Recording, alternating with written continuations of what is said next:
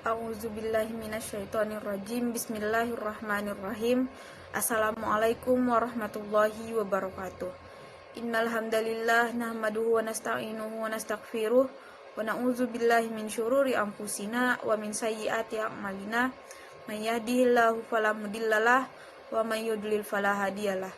Asyhadu an la ilaha illallah wa asyhadu anna Muhammadan abduhu wa rasuluh. Amma ba'du.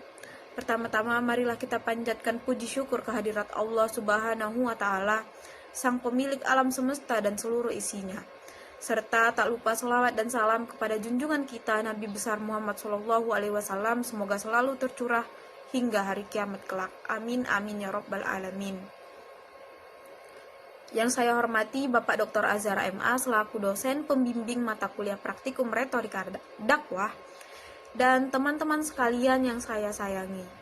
Pada kesempatan kali ini, perkenankanlah saya Ninda Ulia Sapane dengan NIM 0111181032 untuk menyampaikan ceramah saya yang berjudul Maulidur Rasul. Teman-teman yang dirahmati Allah, pada kesempatan ini saya tidak akan membahas tentang peristiwa kelahiran Nabi, tetapi saya akan membahas terkait betapa cintanya Rasulullah kepada kita. Teman-teman yang dirahmati oleh Allah Subhanahu wa Ta'ala, tahu bagaimana dan seberapa cintanya Rasul kepada kita? Salah satu di antara cinta Rasulullah kepada kita yang gak bisa digantikan oleh siapapun, termasuk orang tua kita. Ayah dan ibu kita tidak bisa mencintai kita sebagaimana cintanya Rasulullah kepada kita. Pasangan kita yang katanya sehidup semati tidak bisa menyaingi cintanya Rasulullah. Bagaimana cintanya Rasulullah nanti kelak di padang mahsyar. Allah Subhanahu wa Ta'ala berfirman, "Yauma yafirrul mar'u min akhihi wa ummihi wa abihi wa sahibatihi wa bani likulli imrihim minhum yauma idzin sya'nu yughni." Hari ketika seorang ayah lari dari anaknya, seorang suami lari dari istrinya, istri lari dari suaminya, anak lari dari orang tuanya, pasangan lari dari pasangannya, sahabat lari dari sahabatnya. Likulli imrihim minhum yauma izin. Pada hari itu semua orang sya'nu yughni, sibuk mengurus dirinya sendiri, kecuali satu orang. Semua orang, Nabi Adam, Nabi Nuh, dan semua anbiya dan semua manusia pada hari itu yauma izin sya'nu yughni, semua sudah lupa. Kita dikuburin satu liang lahat dengan pasangan kita, tapi ketika bangkit kita nggak akan lihat kanan kiri, dan juga kita nggak usah kegeeran, dia juga nggak akan ngelihat kita. Jadi di akhirat itu nggak boleh kegeeran ya, tapi dia tahu kita itu siapa, dan begitu juga sebaliknya. Tetapi saking takutnya pada diri sendiri, saking mementingkan diri sendiri, saat itu kita semua saling tidak peduli. Bahkan na'udzubillah, kalau kekasihnya diseret sama malaikat, maka dia nggak akan nolong. Yang penting selamat, saya selamat. Ya kekasihnya nanti kalau dia udah beres baru dia nanti. Tapi walaupun begitu, nggak semua orang bisa begitu. Tapi Rasulullah SAW, beliau satu-satunya orang yang ada saat itu. Beliau satu-satunya orang yang sangat sibuk, mondar-mandir sibuknya luar biasa. Rasulullah SAW beliau sibuk banget. Gimana sibuknya? Ketika sedang di padang mahsyar, Rasulullah langsung mencari, mana umatku, mana umatku. Beliau cari, siapa kamu umat Muhammad, siapa kamu umat Muhammad, sini. Dikumpulin semua umatnya. Kemudian Nabi sujud kepada Allah Subhanahu wa Ta'ala dengan sujud yang sangat lama, sampai Allah mengatakan, ya Muhammad, bangkitlah dari sujudmu, minta maka akan saya beri. Lalu apa kata beliau? Ya Allah, saya tidak akan bangkit dari sujud saya sebelum saya mendapatkan apa yang engkau janjikan. Kemudian kata Allah, ya Muhammad, minta. Kemudian apa kata Rasul? Ya Allah, berikan saya kesempatan untuk memberi minum kepada umat saya. Mereka kehausan, ya Allah, kasihan mereka di bawah terik matahari. Kemudian Allah bilang, ya Muhammad, ini telaga Al-Kautsar, berilah kepada mereka, berilah mereka minum. berilah umatmu minum. Kemudian dipanggil kita oleh Rasulullah, wahai umatku, kemari. Sampai pada suatu ketika Fatimah pernah bertanya kepada Rasulullah, ayah, nanti di padang mahsyar ketika aku ingin bertemu dengan ayah, aku harus ketemu di mana? Kemudian Rasulullah menjawab, temui aku di Telaga Kausar, aku memberi minum di sana. Teman-teman yang dirahmati oleh Allah Subhanahu wa taala, Rasulullah padahal sudah dijamin masuk surga Firdaus. Ngapain dia ngurus kita? Bisa aja dia ke surga Firdaus menikmati surga. Tapi beliau nggak rela. Ditampakkan kepada beliau, ini Firdaus, ini surgamu ya Muhammad. Tapi Rasulullah tidak akan tersenyum. Beliau akan bertanya, umatku bagaimana ya Allah? Umatku bagaimana ya Allah? Umatku bagaimana ya Allah? Mereka di padang mahsyar. Kemudian Rasulullah langsung balik lagi, beliau ke sana, keluar dari surga, beliau cari lagi kita, beliau kasih kita minum. Beliau itu ketika ketemu dengan umatnya maka merasa seperti ketemu dengan kekasih lama. Ketemu kekasih, kasih minum, ketemu, dikasih minum. Setelah minum satu teguk, kita gak akan merasa kehausan lagi selamanya. Teman-teman yang dirahmati oleh Allah Subhanahu wa taala, ketika seorang ayah, seorang ibu, seorang kekasih meninggalkan kita, tapi Rasulullah mencari kita. Tapi sebenarnya nggak salah ketika orang melupakan kita, karena kita juga sudah lupa sama mereka. Nah, di sana memang semua orang saling melupakan. Saling melupakan itu bukan karena Allah menarik atau mencabut memori kita, namun karena kita mementingkan diri sendiri, kecuali Rasul Shallallahu Alaihi Wasallam. Di mana umatku ya Allah? Setelah ngasih minum, beliau sujud lagi. Ya Muhammad, kenapa engkau sujud? Sujudnya lama kali sampai nangis kepada Allah. Ya Rabbi, ya Rabbi. Terus Allah mengatakan, bangun ya Muhammad, aku berikan apa yang kau minta. Ya Allah, selamatkanlah umatku dari syirat. Langsung Nabi meminta kepada Allah seperti itu. Kemudian kata Allah, maka tunggulah mereka di ujung syirat. Nabi menunggu di ujung syirat sambil mengatakan, Allahumma salim, salim, salim. Ya Allah, selamatkan. Maka yang amalannya banyak, maka dia lewat. Ada juga yang jatuh ke dalam neraka. Kemudian Rasulullah ketika tahu masih banyak umatnya yang di dalam neraka, langsung beliau sujud lagi kepada Allah Subhanahu wa taala, sujud yang sangat lama. Kata Allah lagi, ya Muhammad, bangkitlah dari sujudmu.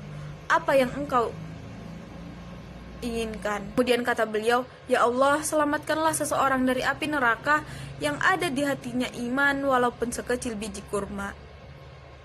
Akhirnya kata Allah, selamatkan mereka yang ada iman sekecil biji kurma di dalam hatinya. Maka Rasulullah pergi ke pintu neraka mencari umatnya. Beliau tanya ke malaikat, wahai malaikat, cari umat saya yang ada imannya sekecil biji kurma, dan selamatkanlah mereka. Dikeluarin tuh yang ada imannya sekecil biji kurma. Nah, ketika kita jumpa dengan Rasulullah, kita dalam keadaan sudah disiksa. Wajah kita, tubuh kita rusak parah. Rasulullah melihat dan kemudian meneteskan air mata. Dan kemudian dipersilahkanlah kita masuk ke dalam surga. Setelah itu selesai, udah gak ada lagi malaikat, udah gak ada lagi. Lalu Rasulullah balik lagi ke arsy Allah. Kemudian Rasul sujud lagi yang lama, kemudian menangis lagi, dan Allah bilang, kenapa menangis? Ya Allah, selamatkan umat saya dari api neraka yang di dalam hatinya ada iman sekecil biji jagung.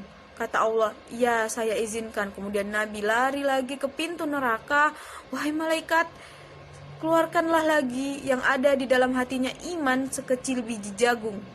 Keluar lagi sekian ribu, sekian juta umat Nabi Muhammad Shallallahu Alaihi Wasallam.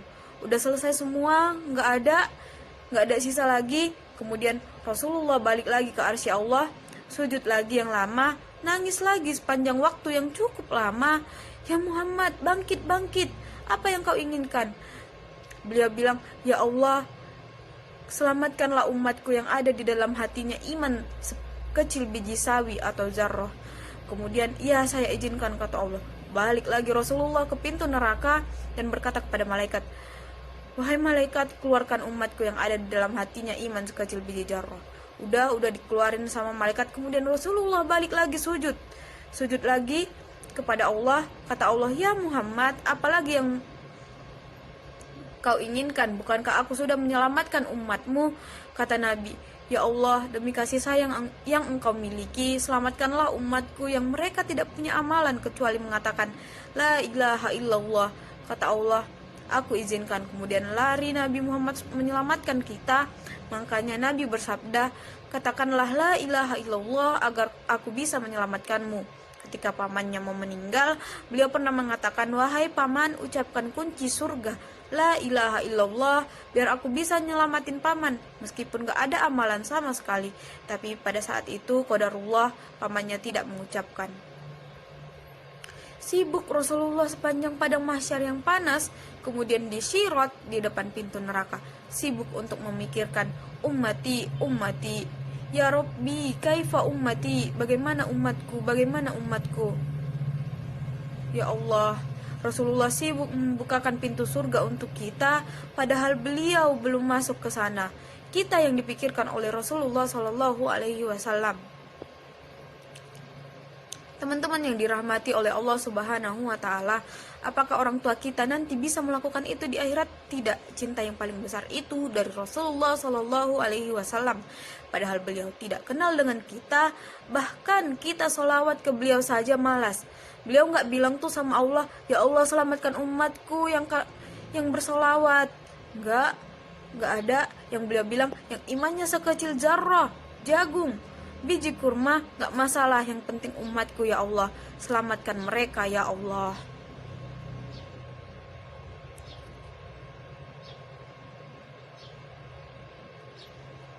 Sampai pernah dalam riwayat kita ketahui bahwa orang yang sakaratul maut itu kan sakitnya luar biasa. Pada sakaratul mautnya Rasul, apa yang beliau katakan? Ummati, ummati, ummati. Dan pernah suatu hari Nabi duduk dengan sahabat. Nabi bilang, "Wahai sahabat, tahukah kalian siapa yang paling dicintai oleh Allah? Dan aku juga mencintainya." Kemudian kata sahabat, "Para nabi dan rasul."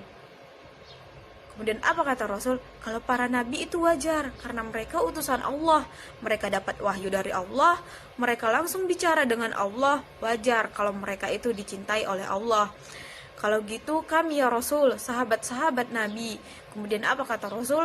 Kalau kalian bertemu dengan aku, maka wajar kalau Allah mencintai kalian, karena kalian ketemu dengan aku, dan kalian langsung menjadi orang yang melihat mukjizatku. Wajar jika Allah cinta kalian, wajar jika aku cinta ke kalian. Tapi ada yang lebih dicintai daripada kalian. Mereka adalah umatku yang datang setelah kalian. Mereka tidak pernah melihatku,